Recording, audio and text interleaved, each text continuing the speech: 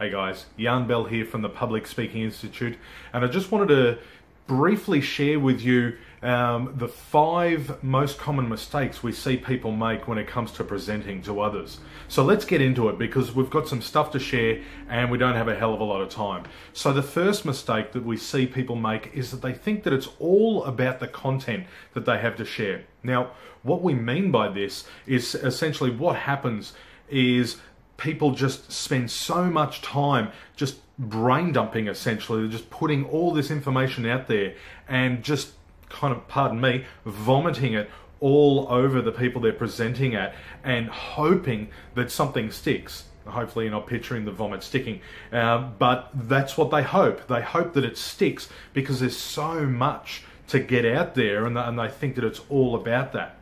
Now, what we'll do is we'll talk about the solution in just a sec. So let's move on to the second one. The second problem is, or the second mistake I should say, is that they separate themselves from who they're presenting with. Now, what I mean by that is essentially it's very much linked with the first one, is that all this effort and concentration and focus is put on the content, that who they are and what they bring as a person, as a presenter, as a leader, as a mentor, what happens is that's all left at the door. It's left in the other room. They don't get a chance, the audience don't get a chance to actually really meet this person. And as a result of that, what happens is that there's this separation.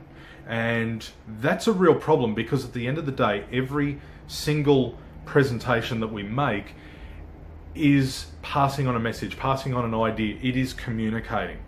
So the third mistake that people make when presenting to others is that they think, and I get it, but they think that people are going to judge them. Now here's the thing. With 99.9% of presentations made, very few people are, as far as attendees, as far as listeners, as far as audience goes, very few people are actually thinking and worrying about the people that are presenting. What the listeners are mainly worried about is, how does this affect me? They're completely self-focused. They're totally focused on themselves and what you're sharing, how that affects and influences them. So that's the third one. The fourth one is about, basically, it's that separation where it's like there's a glass wall between you and your attendees. So there's no ability to connect. And that's a real problem because, as I said with the last one, with people judging, people want to know how what you're sharing affects them. Now, if you're closed off, if you've got that glass wall between you and the people that you're talking to, they're not going to be able to access that. They're not going to be able to ask you questions. That's a real problem.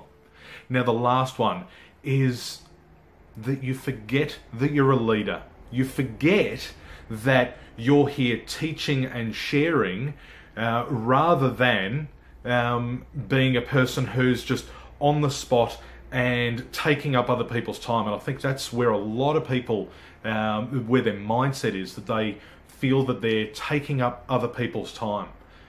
So let's go back through these and look at some solutions, a bit of a change of a mindset, if you will, a bit of an adjustment to the brain. So the first one, which people thought it was all about the content, it's actually the other way around. The content actually is supported by who we are and who we bring to the room.